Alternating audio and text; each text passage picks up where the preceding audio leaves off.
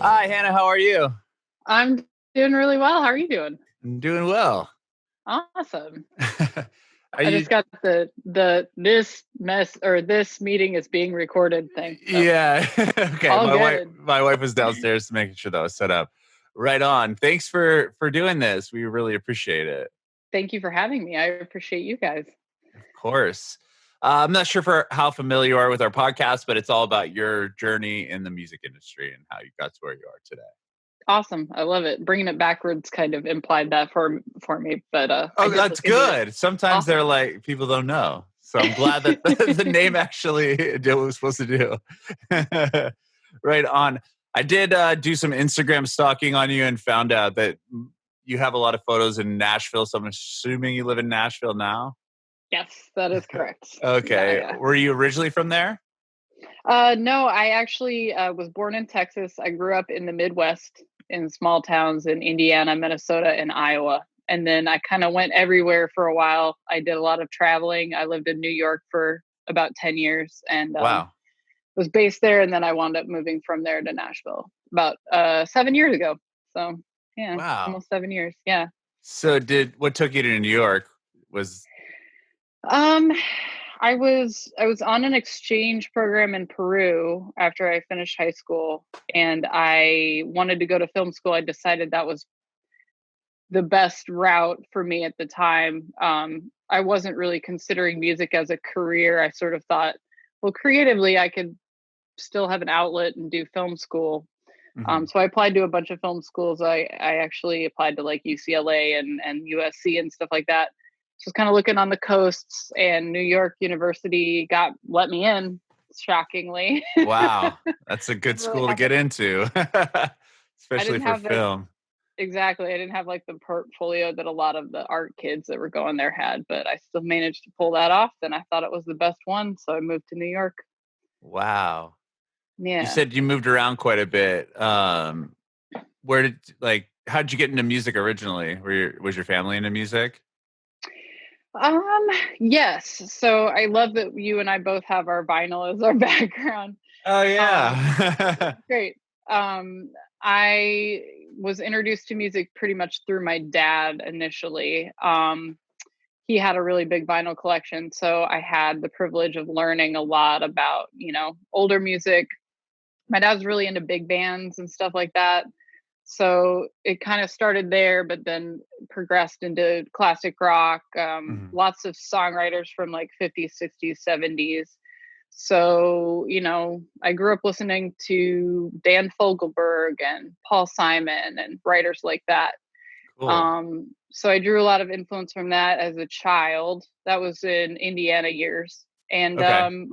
my mom rented an upright piano when I was a little girl, and that was like a godsend for me because I couldn't find a fit anywhere else. My brother was a really great fine artist, and I sort of felt like I was Okay. always in his shadow. Ah. And so I found the piano, and I would just go brood over music. And I never quit that. I just Mhm. kept playing. I always wanted to play no matter what. I was playing hours per day when I was a kid, and then started taking classical lessons and took those through high school.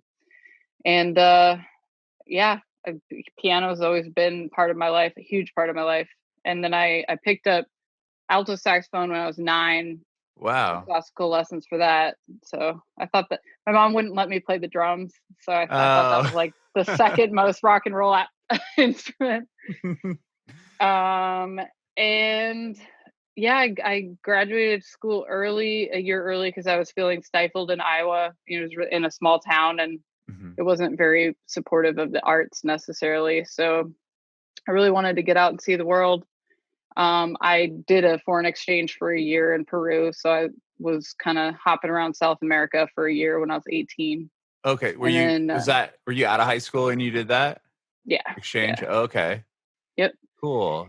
What made And you then decide on Peru? I actually, it was random. They picked for me. I made a list Oh. of like, I chose the most exotic countries you could imagine. I just wanted to go like as far out from what I was familiar with as possible. And I was Sure. supposed to go to Japan originally, but that fell through, and then Peru popped up next. So Wow. that's where I wound up going. Yeah. That's awesome. And then when you Yeah. got back from Peru, that's when you started attending NYU? That's right. Yep. I applied to all the film schools while I was down there and then came back and just started school almost immediately. And yeah, I bought a guitar when I was in Peru and taught myself a few chords. So when I rolled up into New York, all I wanted to do was play. I wanted to go find the rock clubs and like try to play. So Sure. I played my very first gig at CBGB's before they closed down. So that Really? was huge for me. Yeah, I didn't even really realize at the time how historic it was, but Whoa. was That just was a your kid with first show my at, first ever show out, apart from like piano recitals and shit like that. wow. That's so awesome. Wow. Were you writing songs and stuff like in high school or when you were younger? Like what, like I you said was. you wanted to go to film school, like were you, and then, but when you got to, after you learned guitar, you kind of went that route. Like, did you write songs early on? I definitely did. I think my thinking was influenced by lots of, societal kind of things, like Mhm. people around me. Well, hey, what school are you going to go to? And I knew I didn't want to study music in college just because I don't know, your only roots of action are really becoming a teacher, which I wasn't adverse to. Sure. Or, I'm not sure what else you do with the music degree. I felt like doing the film degree still gave me a creative outlet, but Mhm. also gave me a wide variety of other job opportunities. Mhm. Um, so that was my like smart thinking way. But honestly, like I went to NYU partially because I wanted to go live in New York and play in the rock club. So like uh my only outlet before that was like state fairs and stuff. I would submit my original works. I started writing like full songs with lyrics around like 11 years old, something like that. And Okay. I Wow. would submit this, I would record as best I could and submit songs to like this like 4-H and stuff like that. Did you ever get to play like the state fairs and stuff? I performed one time. I performed a Shania Twain song. Uh, which one? It was "Honey, I'm Home," and I had like a Okay. little dance with it. It's That's terrible. that's I hope that cool. never surfaces. How funny. When you moved to Peru, were you pursuing film at all? Like did you have like a video camera? Were you like shooting little things like when you're in high school and stuff? Like how were you first introduced into film and why did you decide to go that way? You nailed Aside it. from aside from like you said, it actually has more job opportunities. Totally. My family were really like kind of out of the box, very creatively driven. I grew up kind of we went camping all the time and we went to like state and national parks and stuff and really geeky about that. So growing up, it started to become a thing where we would document a lot. And then eventually my mom got a video camera. We had the whole old VHS camera for a long time, Oh, like the yeah, massive. we had that at my Yeah. house too. You hold it on, it went straight to VHS. Yeah, it was like over your shoulder, this huge thing. Yeah. So we had that for a while, and then we had a DV camera. Oh, cool. And my friends and I wound up finally finding two good friends that were into like the weird stuff I was into. Everybody in Mhm, my town was into like sports and stuff. And I did sports, but I didn't care that much. I wanted to, mhm. I don't know, spend my time differently. And so while like the other kids were, experimenting with alcohol and baseball batting mailboxes and whatever you do in small towns in the country, I was playing with the video camera with my friends and making music videos and stuff. So, Wow, that's cool. yeah, Would you guys do videos like to other people's songs, like do like a Michael Jackson music absolutely. video or something like Oh that? yeah. Oh yeah. Our very first video we did was "You Spin Me Round," and so that's a silly document that we have. And then we're just like kind of experimenting with what the camera could do. And then from there, I mean, whatever was coming out on the radio, Uh-huh. a lot of Coldplay, like really pensive stuff. Sure. And in the fields of Iowa. Like, I had a band in high school called Pi 95. We only put out like 3 songs, and we didn't really do any live shows, but we made a music video and we did a bunch of stop motion in that. We thought that was like so cool. Wow, yeah. That's awesome. What did you play in your band? Piano? Piano, yeah. And were you That was the the only. vocalist too? Yes, me and my friend Steph were both did harmonies together. Cool. So, And that was yeah. the first like band you ever played in? Yeah, apart from like marching and concert band. Sure. Jazz band. Okay, so you go to Peru, you come back, you're going to school at New York, NYU, and you have this guitar. Tell me about how you got the gig at CBGB's. Like, what were you, what were you spending more time doing, playing guitar or learning the film stuff? I got good grades and I did all my work, Mm-hmm. but I learned really quickly that liberal arts school, even if it's as prestigious as a place like NYU, and I was paying like an arm and a leg for it. Mm-hmm. It was still like, I mean, college was much harder than high school for me, but I could still get by without like giving it my full focus, because I really was in love with music. I wasn't like compromising my studies in any way, but Mm-hmm. I gave all my extra time to like trying to figure out music. So it took me a couple months, and then I had this freshman crowd that was kind of captive. But freshman year, you're making friends everywhere Sure. and it's Yeah. exciting. So I was like the music girl, and I had like South American flags all over my dorm room and stuff. It was super nerdy because I had just come back from Peru. Yeah.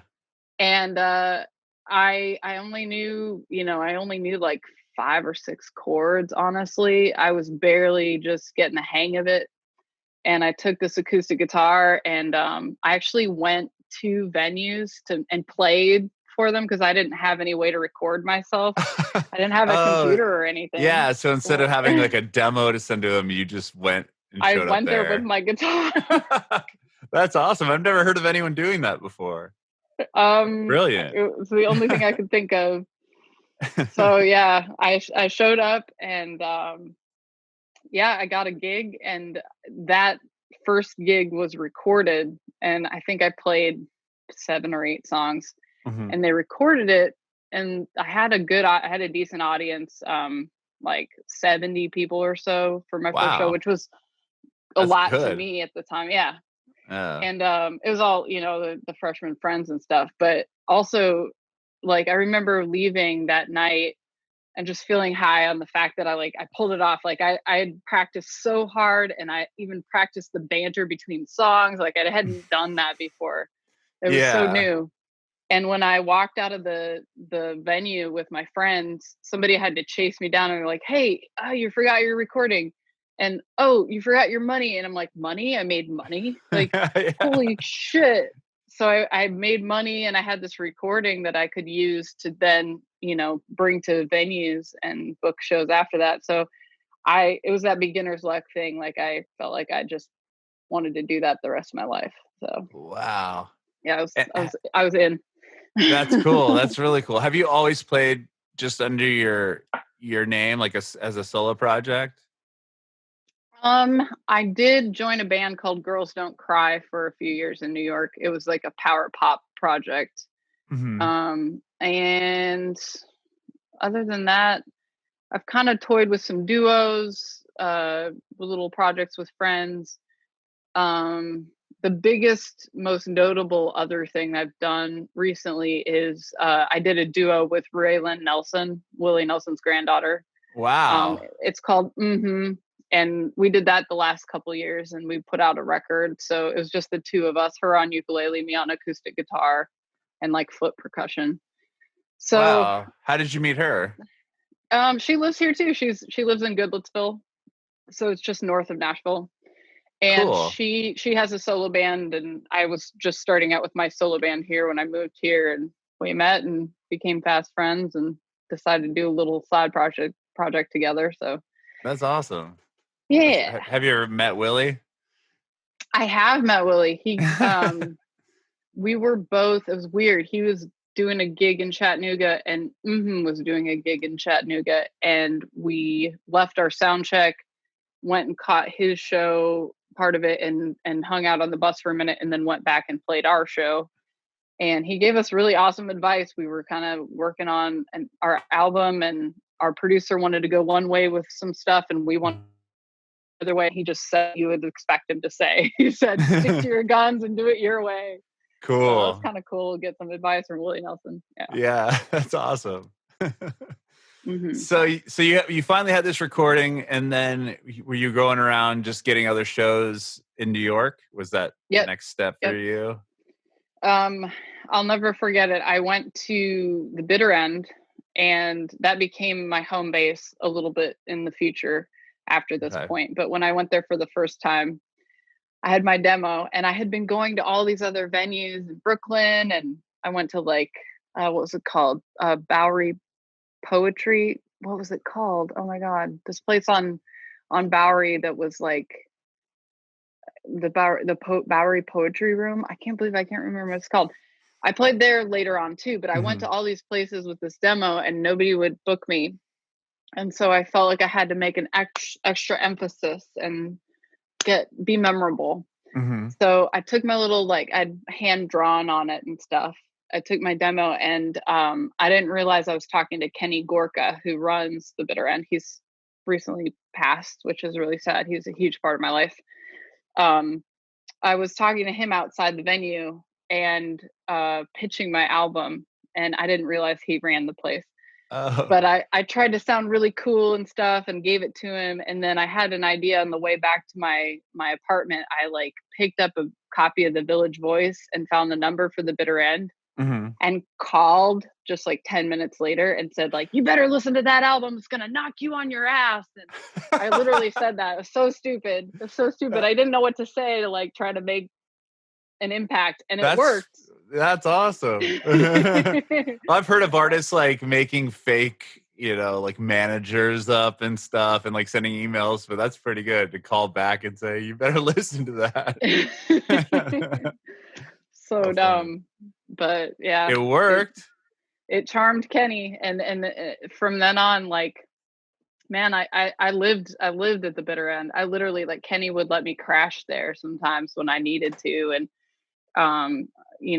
just throughout many years after that, it was my home base. I hung out there almost every day, and I met all these musicians, and old and new, just amazing players hung around there. So it was a good spot for me to kind of hone my craft and stuff. Sure. Yeah. That's great.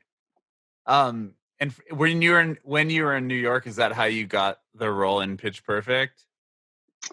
That came a lot later. So that was a lot later. Okay, yeah, we'll get there.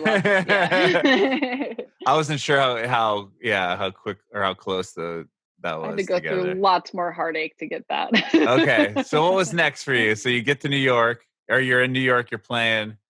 I quit school for 3 years after I went for 2, and then I joined that band Girls Don't Cry. And I made a really tough decision. I was on par to do this college exchange in Ireland that was based around music video making. Cool. I was already in the program, but I ditched it, or I shelved it to do the band. And so I signed a contract with them, and it was a 5-piece girl band, power pop, kind of put together like the Spice Girls. Sure, yeah. But they had lots of nice instruments and a beautiful studio for us to use whenever we wanted. So, it seemed like a decent deal at the time. It was the first opportunity I had, so I went with it. Yeah. Were you guys signed and stuff? We were almost signed by RCM, which was really cool. We were kind of several layers down the path of getting a deal with them. Wow. It wound up falling through. We did this awful showcase that didn't go well and wound up blowing it, but it was great while it lasted. It felt really exciting, and we were doing these showcases for the vice president of RCM and in downtown Manhattan. So that was when I was only 20 years old. So it was I felt like I was already getting like washed up with like the music industry, like by 21, 22, you know, I felt like jaded. Like, Yeah. I should be somewhere already. I've worked so hard. It's stupid though. It's like, what am I doing? But so after that, the girls and we actually stepped away from our contract and tried to do our own thing, like monkey style. Uh-huh. But our relationship wasn't really strong enough. So that fizzled. And then I did my solo stuff for a while again and was working just like a whole smattering of different jobs. I wound up going back to school. I did Mhm. first I did an internship at the BBC in England. So I lived in England for a year. Wow. That's In London. awesome. It was really awesome. I wanted to stay, honestly. I really liked it a lot Yeah. there. That's what a cool internship to have too. Absolutely. It was like a phenomenal time, and playing music in Europe.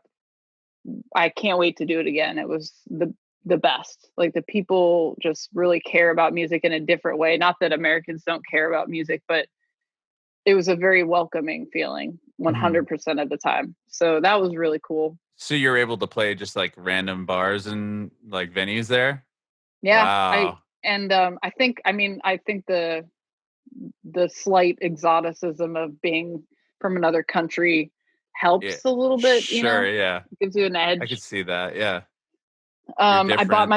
bought my first electric guitar there on Denmark Street, and it's still my favorite guitar of all time. It's the best. Cool. I think I have it here. Oh, let's see it. Check it out. Ugh. I have so few guitars. It's ridiculous. I only have like 3 guitars, but this is, Oh, a Strat? Is it a yeah, it's a Strat? Oh, 1977 wow. hardtail.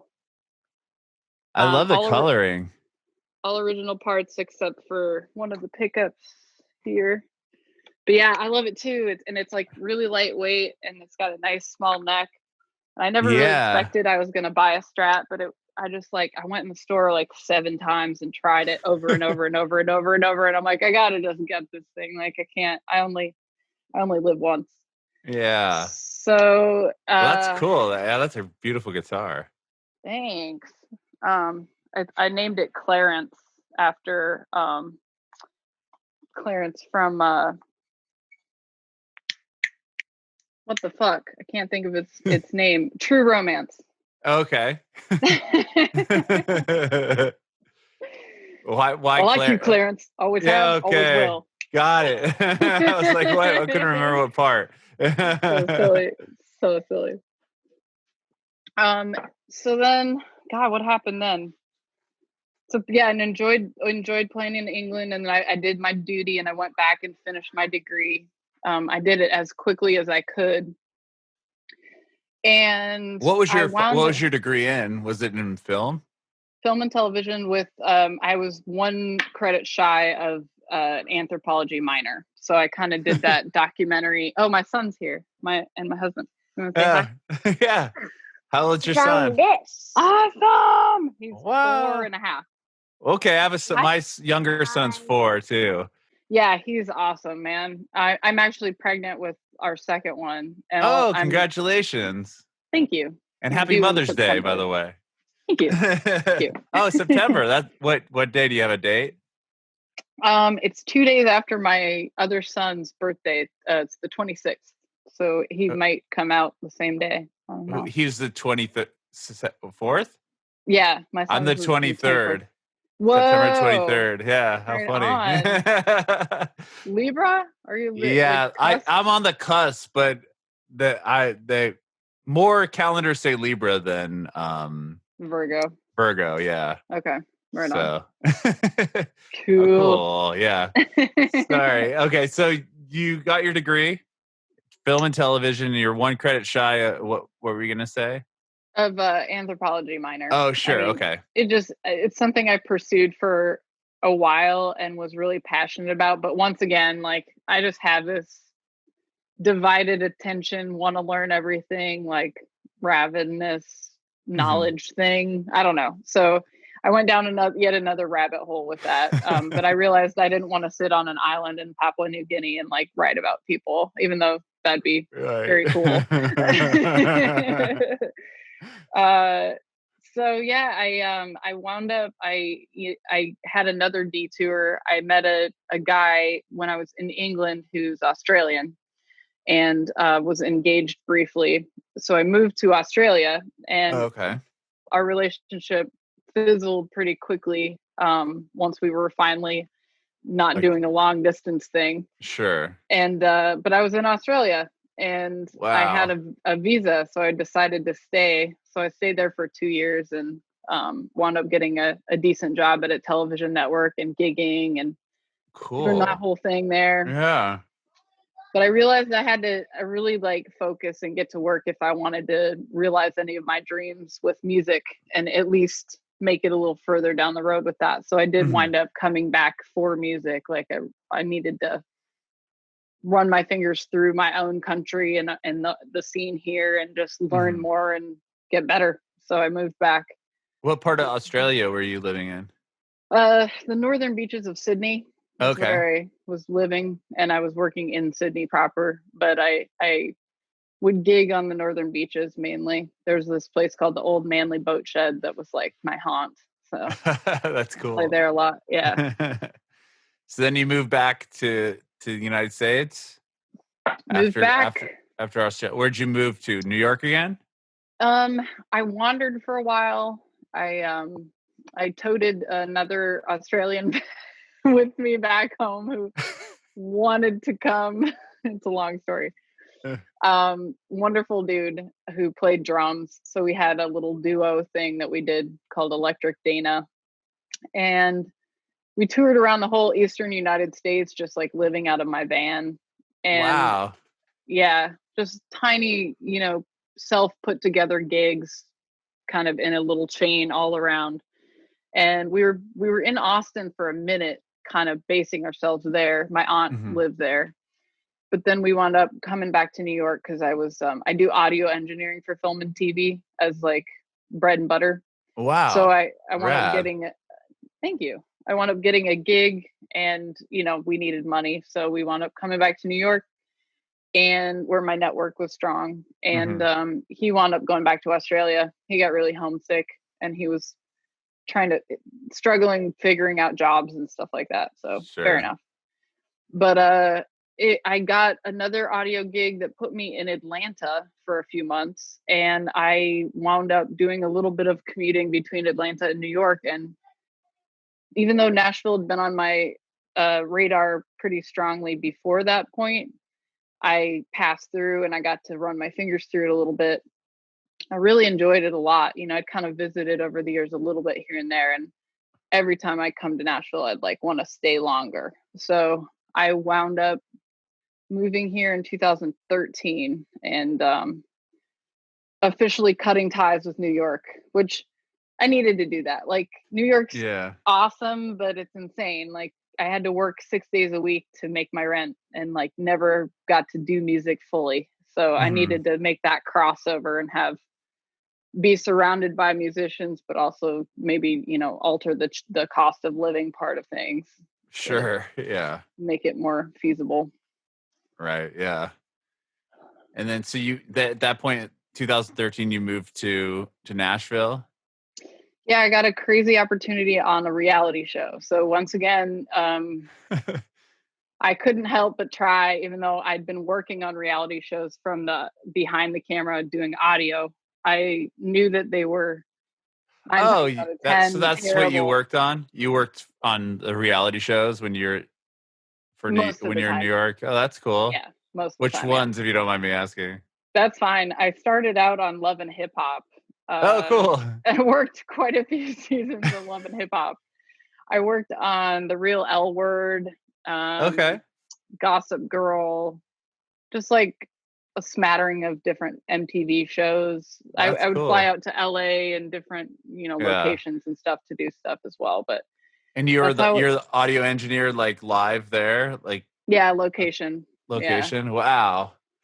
That Yeah. must So have been like, I could imagine I would think a reality show would be, like, the hardest. to run audio for. It can be insanely hard, especially when you have a Like huge cast and you 30 don't have. people all in one spot. Yeah. Yeah, I call it disco mixing. Like you've got the frequencies for a huge cast, and whatever the camera throws wherever they turn, you have to dial those people in. And Yeah. everybody's mic'd, and you're like juggling mics and mic batteries and camera sends and Oh my producer God. feeds, so the producers can Yeah. hear who's saying what and Talking. all. Yeah. It's insane. It's totally insane work. Yeah. I hate it and love it at the same time. I do video editing and stuff on the side and audio production. And I watch those shows and I'm like, God, like if you watch like, The Bachelor or whatever, Bachelor in Paradise, there's 15 of them that are all mic'd up having different conversations, like the wind's blowing. Like, I don't like how I have a It's lot of respect for maddening. you and what you do. That's crazy. Thank you.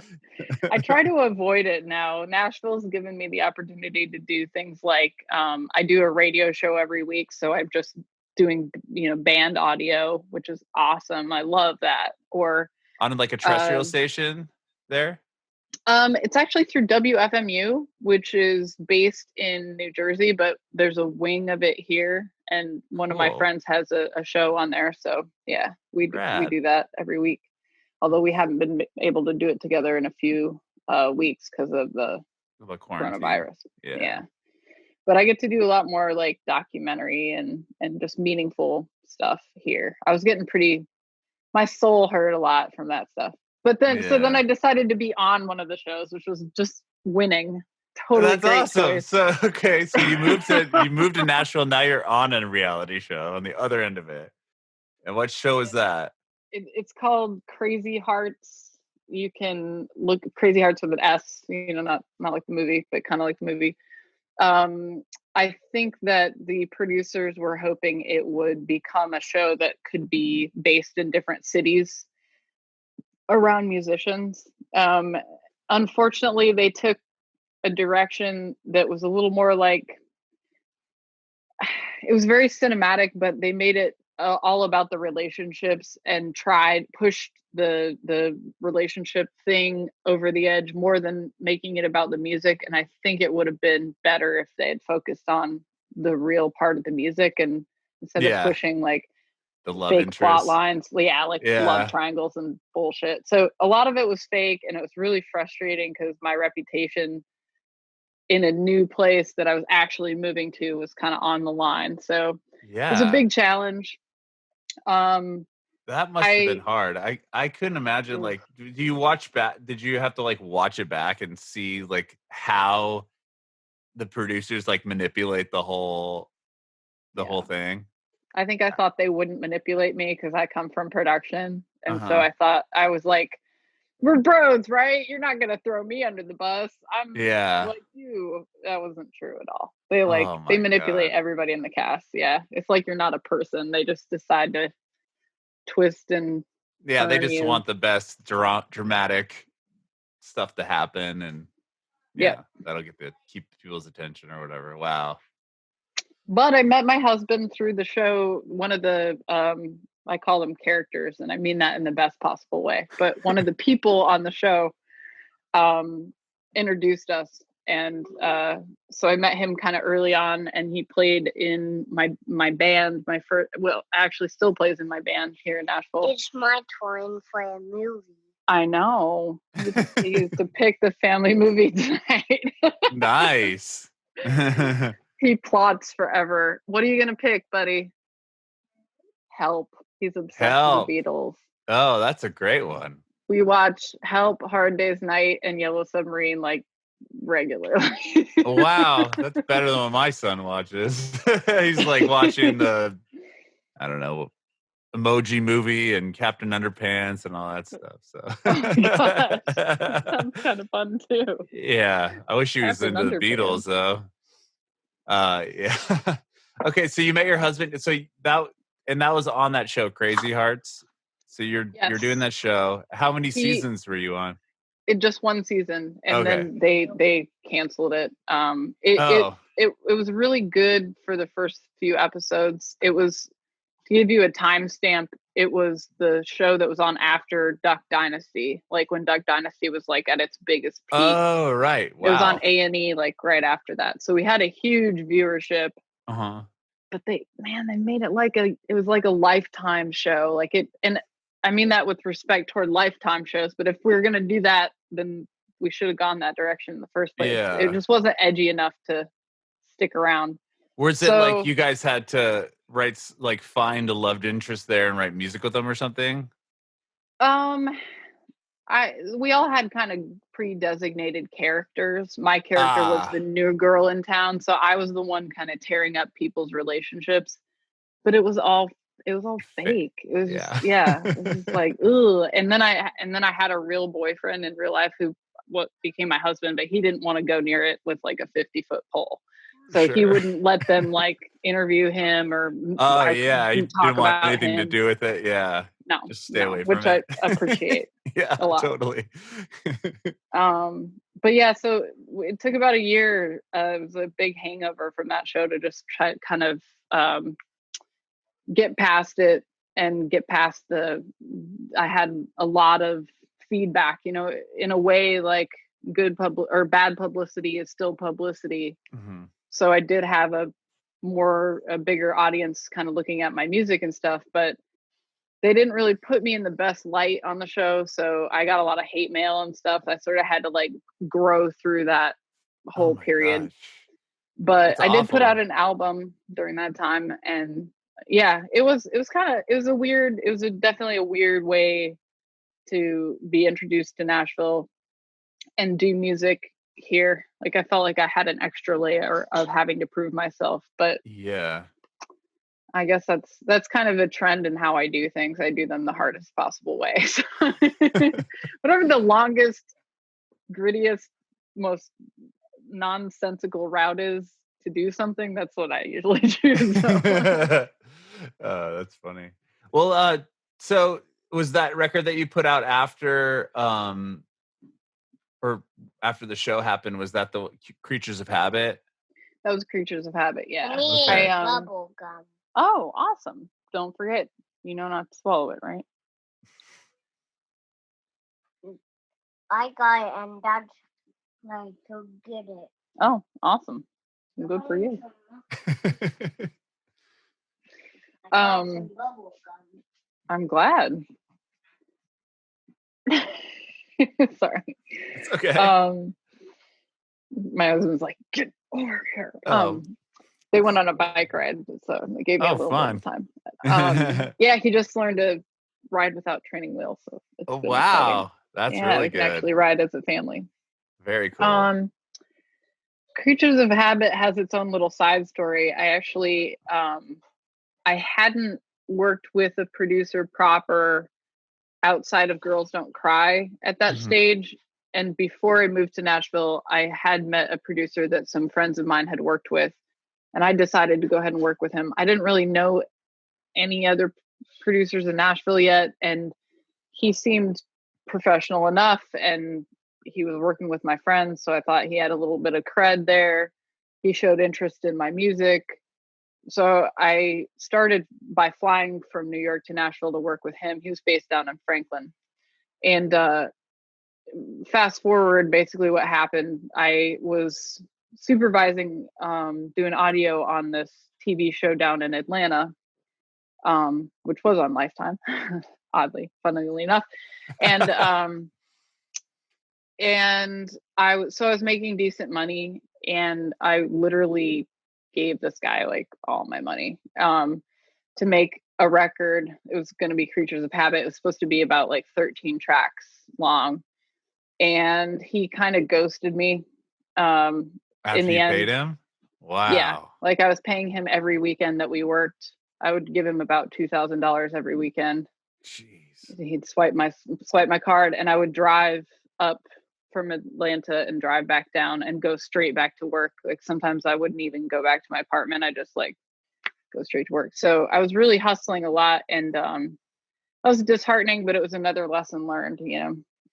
So I re-recorded that instead of trying to comp what we had, and I had played all the instruments, and I can drum and I can play bass, but I'm not a great bass player or drummer. So it was a lot of robotic comping and bad juju that was in it versus re-recording half the songs and making them great. So I went ahead and did that with a good friend, Tom Tapley, who is a badass. He's worked with like Mastodon and all these other great bands. So wow.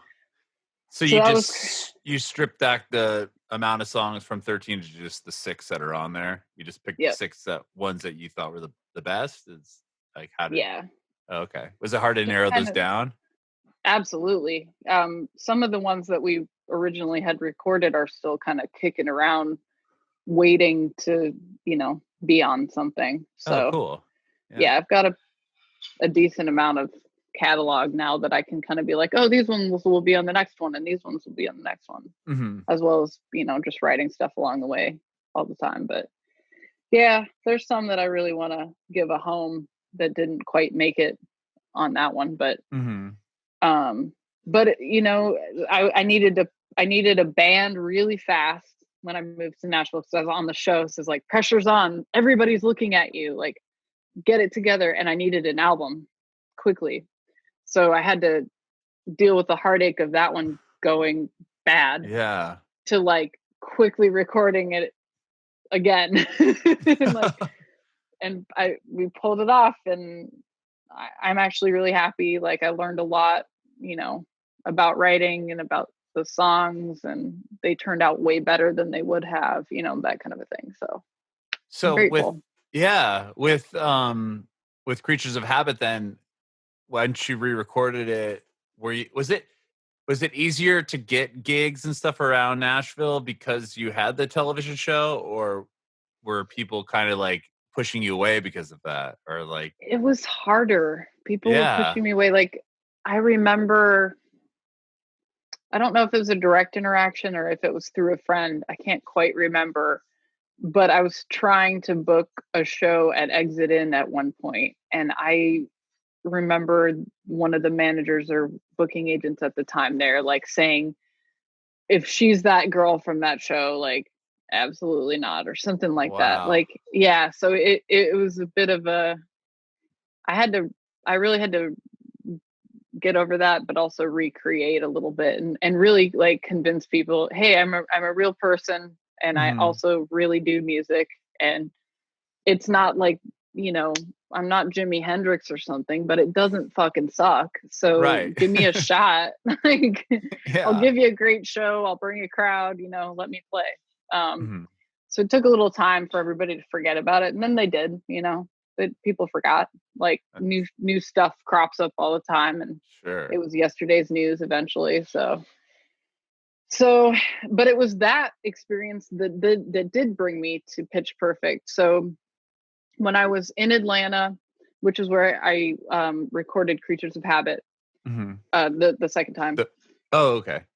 The first time with the guy that you scrapped all the tracks, was that in Atlanta also?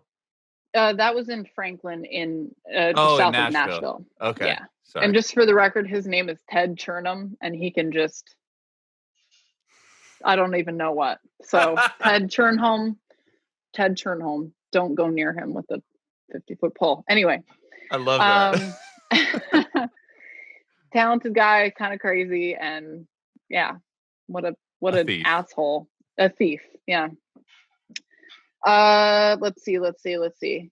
So when I was living in Atlanta, I had been toying with this, we were pretty much a band. Like, I found this great group of musicians, and we were jamming a bunch. We didn't really come up with a name ever, but we had these jams and these songs that we were writing.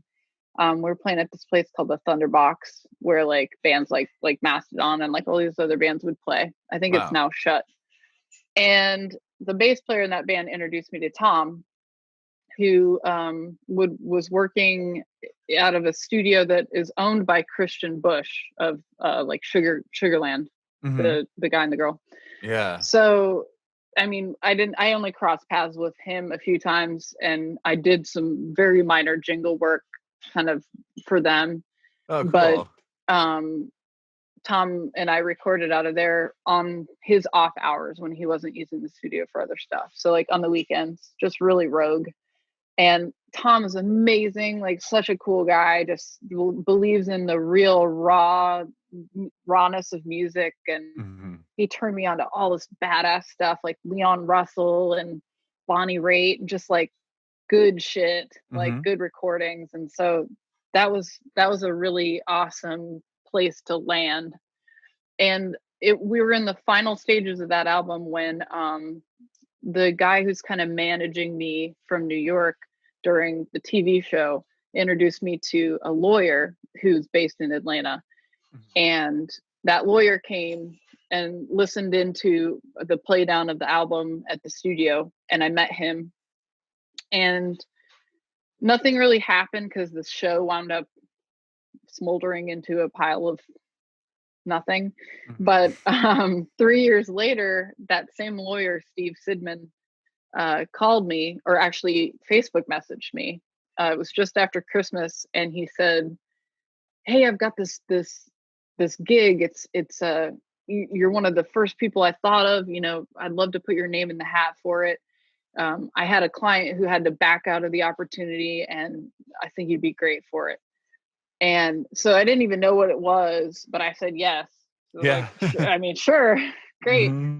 Sounds good. And it turned out to be a fucking feature film. It was the Pitch Perfect 3 thing. And wow.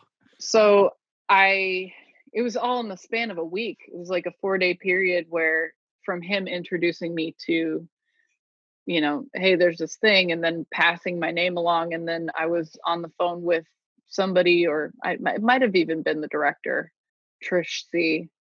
But I wound up driving to Atlanta to be there in person. We were going to do a Skype thing, and then I was just like, no, I need to make an impression. So right. I went in person, and I brought a bass because I was going to be the bass player in this band in the show, but yeah, she didn't even make me play anything. I mean, it wasn't about that, you know, like yeah, it's all but faking still. anyway, but I brought the rock, and so I got hired. I got hired the next day, like after that interview. So wow. this is very exciting. Did they shoot that in Atlanta or in LA? It was all in Atlanta. Wow. Part of it was at Tyler Perry Studios, and part of it was somewhere else. Kind of split between two places, but it was all in Atlanta. It was really cool, really fun. You got to be in Ruby Rose's band, right? Isn't that? Yeah, like she Ever was like Moist. Yeah, Ever Moist. That's cool. Wow. Was it pretty cool being on like a big I guess you've worked in television and stuff, so you've probably had been on big sound stages and sets like that. I had, but it was just incredible to be in the shoes of the people performing, you know, like it on one hand it felt really natural for me to progress to that stage. But on the other hand, it was very surreal. I was like, wow, I'm here. I mean, pinch me. Like, and I'd love to, you know, do more of that. Like, I don't know what's going to happen from here because, you know, good opportunities have happened from that, but not another film yet. And it would be phenomenal to try to just channel that and get into more acting stuff, because it was just such a positive experience. And the people are fucking talented, man.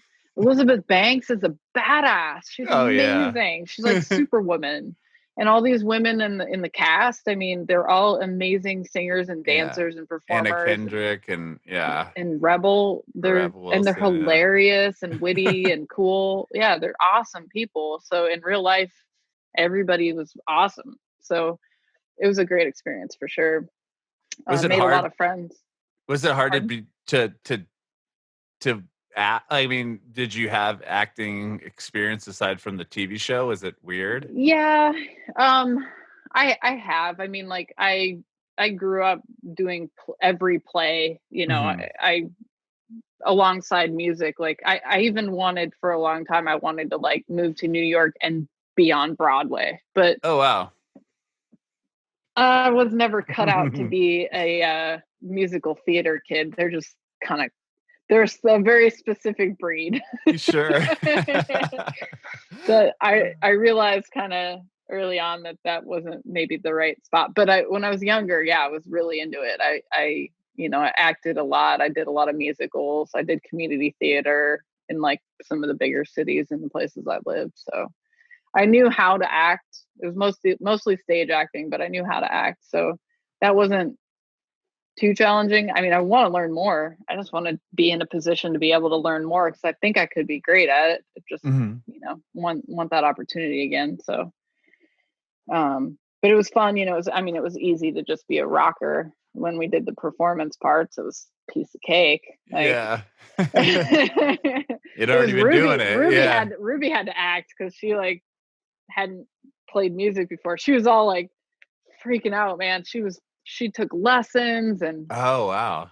was voice lessons, guitar lessons. She wanted, like, Andy and I were driving around Atlanta one time looking for like neck grease for the guitar because like she wanted to be able to slide it. I'm like, you don't need neck grease. Like, come on, like you'll be fine. The cameras aren't going to be able to pick up exactly if you're doing it perfect. I don't know, but that's so it was funny. cool that she took it so seriously. Yeah.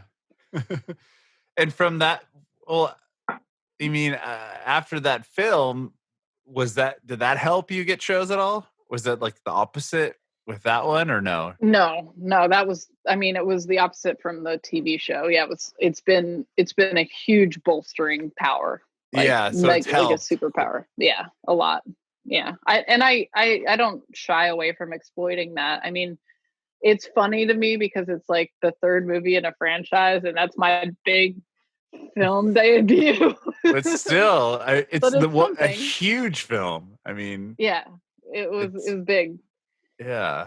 I was kind of having an anxiety attack the whole time the premiere was happening. My husband and I went to LA, and I mean, it in many respects it was one of the best times of my life, but I was also like just in a trance of like hysteria inside myself. It was just like, holy shit, we're gonna go to Dolby Theater on Hollywood Boulevard and like walk the carpet, and I had to go get my like makeup and hair done, and it cost like, production paid for it, but it cost like thousands of dollars. I was like, holy shit. Like, oh, wow. This is crazy. Is this what people do every day that do this?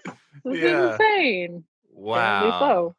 So it was cool. Had you seen yourself on like clips of the film yet? Or was it all like brand new to you when you went to see the premiere?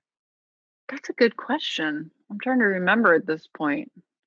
I think I'd seen a few clips, but I don't think I'd seen the whole thing. I don't know if any of us had seen the whole thing put together. Was it cool seeing yourself on this, it was in insane. A movie theater? Like, what the hell? Larger than life and beautiful. The cinematography was great. And it was the fun of it for me being like the film student and the behind the camera person it was like, we were in this airplane hangar in Atlanta, but we were, in the movie, it's like this international stage, and it transferred perfectly. It was like, it was just amazing. It was larger than life. It was so cool. So that's really cool. Fun. I'm looking at your discography right now. So you put out, after Creatures of Habit, you had Bright Future was the next EP that came out, and that was 2015. Yeah. So that was the year my son was born. Okay. And so Michael Wagner is awesome. Such an awesome dude. He's one of, I categorize like the two rock producers in Nashville. There's Bob Ezrin and there's Michael Wagner. Mm-hmm.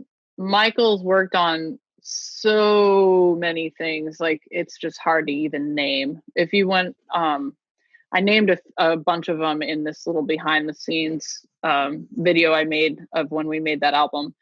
But he's just awesome. He's such a nice person, and he's so talented. And a lot of the stuff that was big that he worked on was like late 80s, early 90s, like metal albums. Oh, cool.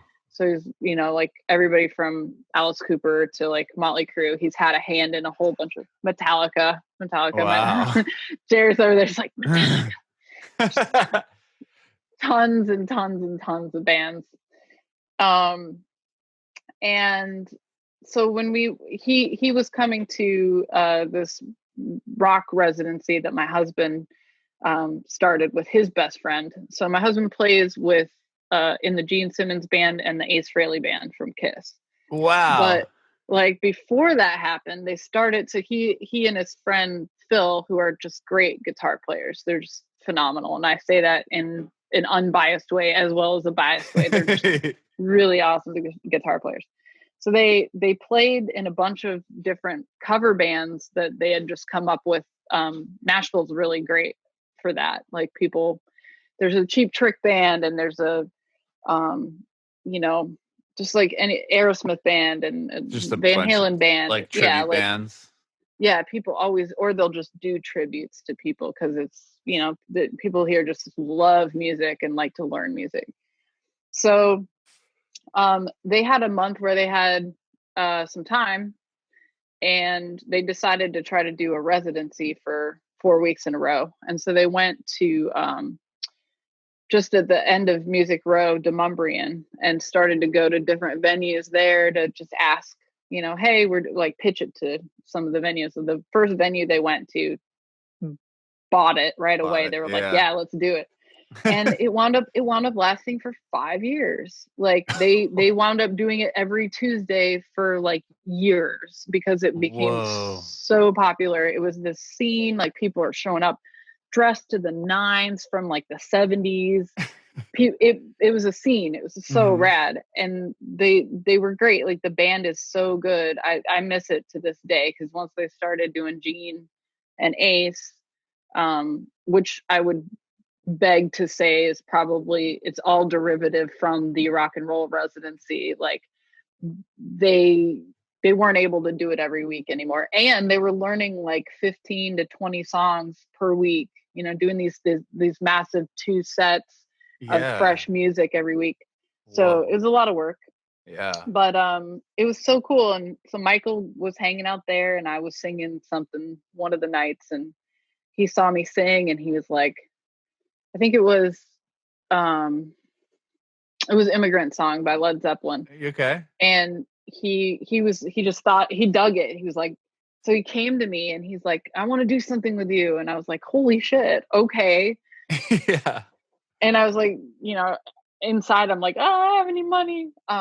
But he like did this awesome deal for me where he teaches production. So he used me as like his production student. Like a demo person kind of. Yeah. You were like the subject kind of to like his his class. Exactly. Yeah. And so that made it like, you know, people were paying him for the class, so it balanced out, and he was able to, you know, we were able to make that album. Wow. It was awesome. We went through a whole bunch of songs, and he picked basically like the ones he thought would fit the best. And I really, really like what we came out with. Like, I feel like it's just so like such a great production. He's such a great sound person. He's a genius with sound. Like the way that he mics the drums and the way that he's able to capture certain sounds. And he's such a quick worker. It's such a wizard, super organized. So that was awesome. Like that was larger than life, that production. And I was, you know, I found out I was pregnant the day after we started recording, like the second day we started recording that. Yeah. Wow. So I was like, whoa, crazy. Holy crap. So we like didn't tell anybody for a little while because we didn't want to throw off the groove. But internally I was like, wow, I'm making this album called Bright Future and I'm having a child. And it's like so perfect. So there's a lot of like good vibes just kind of in there because I was Jared and I were like super excited going to the studio every day, like, woo, secret. Yeah.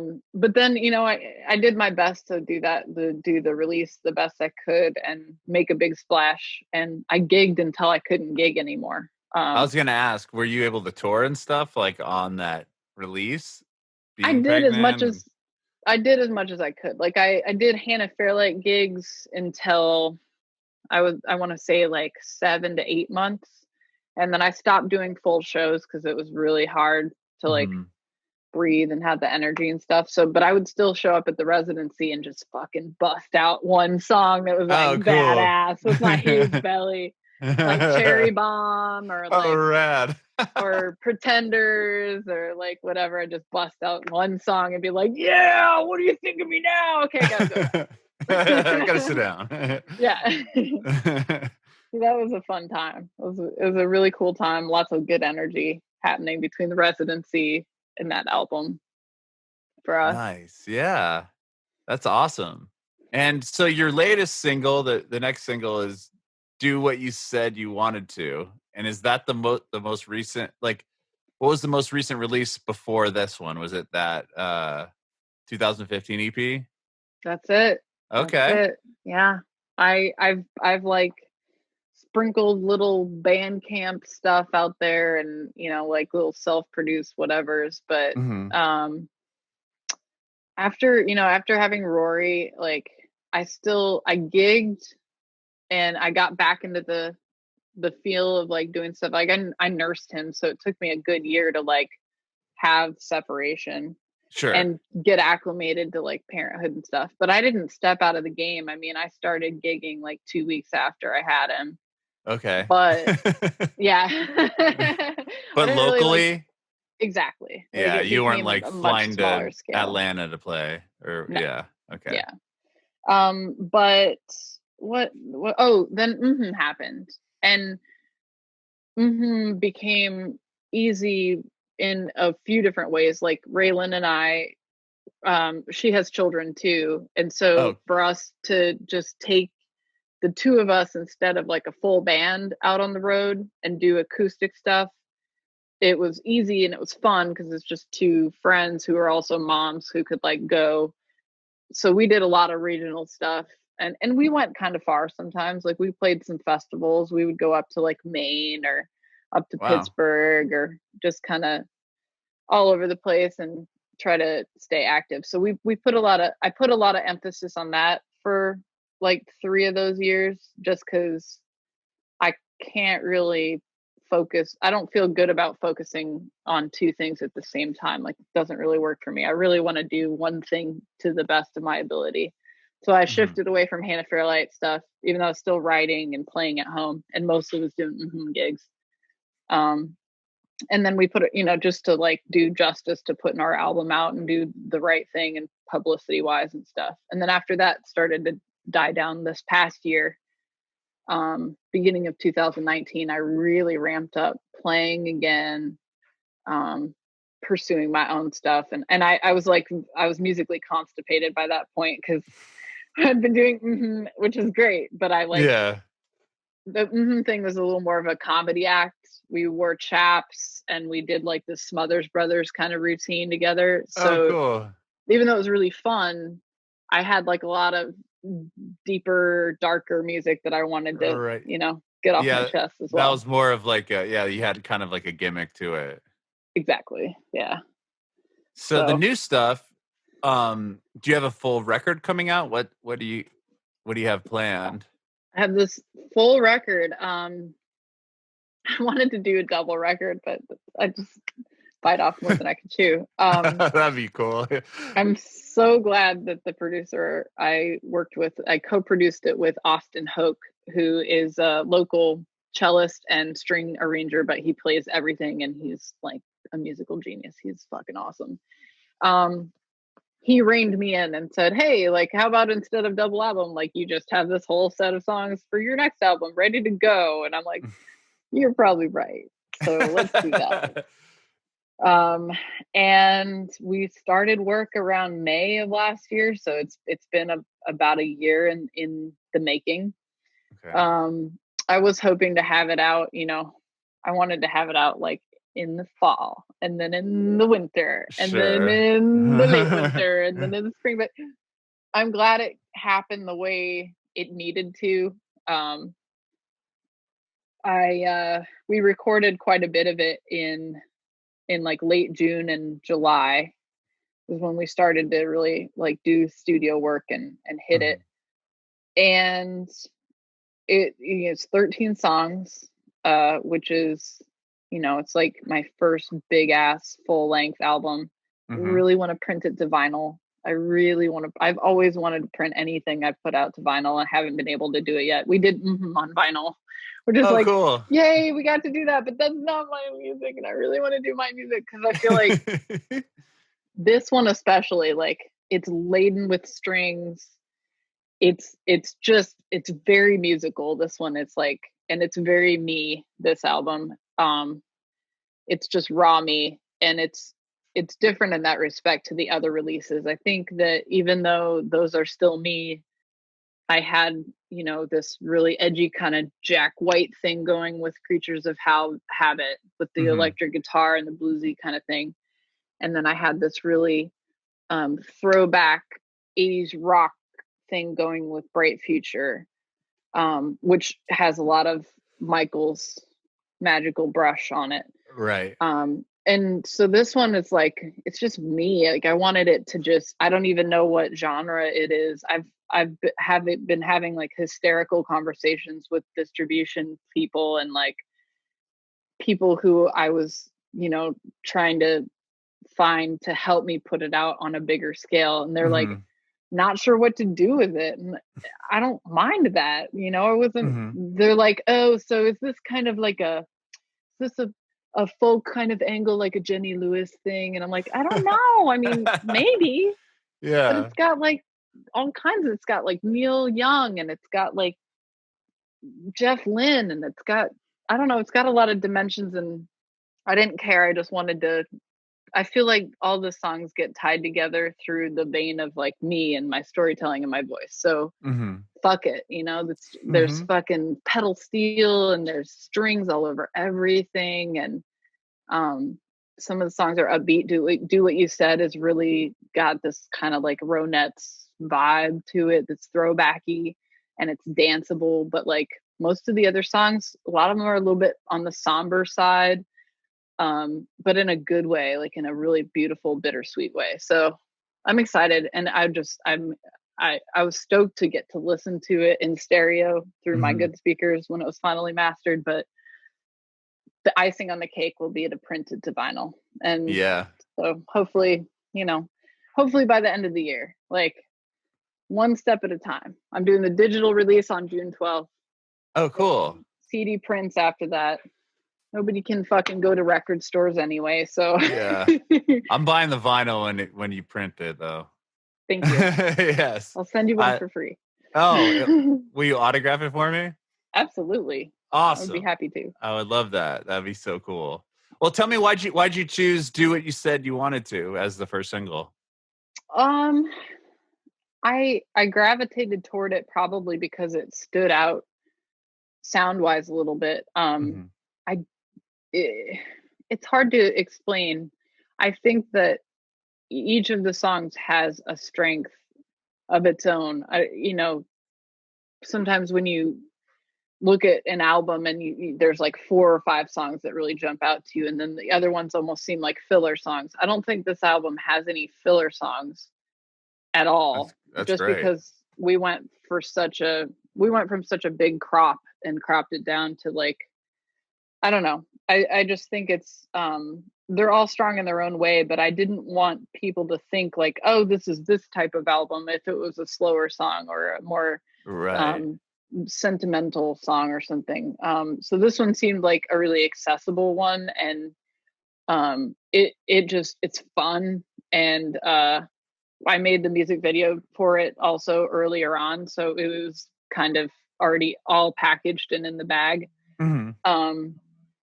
And the music video was like a ball to make, just because I've been listening to a little bit of Aldous Harding, the guy that directed the video with me. We were kind of going back and forth trying to figure out a concept, and I had acquired this French maid outfit. I was like, I gotta use that. Like, Yeah. incorporate that. That'll be weird. And this Aldous Harding video for the song "The Barrel," like, just captured me. And all it is it's just her wearing a wacky outfit and this ridiculously tall hat, and she's so weird anyway. I love her. She's just very slight movements captivates you, and you just can't stop looking at her. And I realize, like, in a lot of what I do when I perform, I'm very loud and I like move a lot. And so I'm trying to work on honing the energy of just being like more subtle, but still having that strong energy. So I wanted to just funky dance, but like real weird and a little strange and a little creepy, like she does in that video. So we went for that. And I think it translates what we were going for, you know. Yeah, I've seen clips of it and stuff on your Instagram. You're like dancing in front of like a wall. It looks like it's kind of like like an industrial room you're in or something. Which is an empty warehouse. Yeah. Wow. Totally Cool. random. But yeah. That's awesome. Yeah. Well, fun. And you also had American Songwriter premiere the song as well, right? Yeah. How'd you really cool. How'd you get that connection? Dana connected us. I'd submitted some things to them before, so I think I was already on their radar. I've been, kind of doing their like songwriter contests, but I'm also like, I don't want to do contests because it sucks. Like, I hate art contests. It doesn't make sense to me, but whatever. Yeah, because it's based on opinion.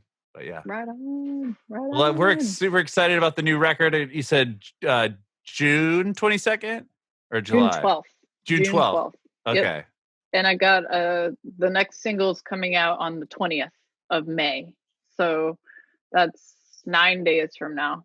And I'm doing the video myself. So I'm putting the final finishing touches on that. I was actually going to release the video a week later, but I'm probably going to release it when the song comes out. So I'm hustling. Yeah. Did you already shoot the video or are you doing it in quarantine? I shot it in quarantine and I kind of shot most of it myself. That's rad. So I used to do it. I'm reckoning back to my high school and college days. Just rogue, bizarre, like making my own jib arm out of like a tripod and all kinds of really interesting, wacky stuff. So yeah, I was like pregnant running through the woods a few weeks ago. Okay, so you were able to shoot it outside? Yeah. And stuff, yeah, okay. Totally. Yeah, I went out into the country and got some field stuff. I had shot some of it a little bit before, because part of the song is a little bit about Iowa. And I wanted to shoot it in Iowa. Had a pretty grand idea for that, but now all this shit hit. So I had to kind of compromise and do it a little closer to home. But I do have some footage of the fields in Iowa so that I'm gonna incorporate in. Yeah. And you're gonna edit and put it together yourself? Yeah. That's all awesome. Me. Yeah. Cool. I can't wait to see it. That's Thank awesome. So have you been doing, this quarantine thing, obviously probably threw a wrench in whatever plans you had for the album and touring and stuff, I would think. Absolutely. Yeah. It made everything just stop. So I had to create a new plan. And are you going to do, or have you been doing like the Instagram live stuff, like the live streaming performances, or? I've been a weirdo about that so far. I keep intending to come out of my shell and do them, but I think I got dissuaded because everybody's doing them and it's so concentrated. I think when I do one finally, it'll actually get quite a lot of viewership just because I've been quiet for like 6 or 7 weeks. In terms of live stuff, like I've been concentrating all of my energy on like just putting the album out. I did decide to put the album out anyway at this time. I know that I wouldn't call it a time cap, but I'm aware that like, we're going to have our second child and there's going to be circumstances surrounding that they'll make it hard to like, I'm going to want to focus on our family and not worry about promoting the album or touring the album. So in some ways it's kind of like, it's fortuitous in some ways. I do feel like I have a captive audience right now, just because everybody's absorbing art constantly. Yeah. And me included, you know, I've been looking up new artists and revisiting old artists. And today I was blasting Hall & Oates. I was like, I forgot how much I fucking love all these songs. Like, rediscovering stuff, running your fingers back through. So I think it's a cool time to put something out. I want to do more. I did a lot more. Like, I wouldn't necessarily say I always perform when I do live videos, but I always show myself. A lot of what I've been doing is more so like showcasing newer indie artists that I dig, and I'll just put one of their songs on and like funky dance to it or do yoga to it or sweep the room to, I don't know. I'm weird, and I like to show my weirdness through the live thing. That's rad. Yeah. Like, have you heard of Caroline Rose? You heard of her? The name sounds familiar. She's new, and she just put out a record, and I really like her style. She's just unique and got that quirkiness, that whimsical nature. And, her newest music video, what is it? Not do what you want. Feel the way I want, is fucking rad. Like, the video is just perfect, and she's basically just like dancing and walking across the country.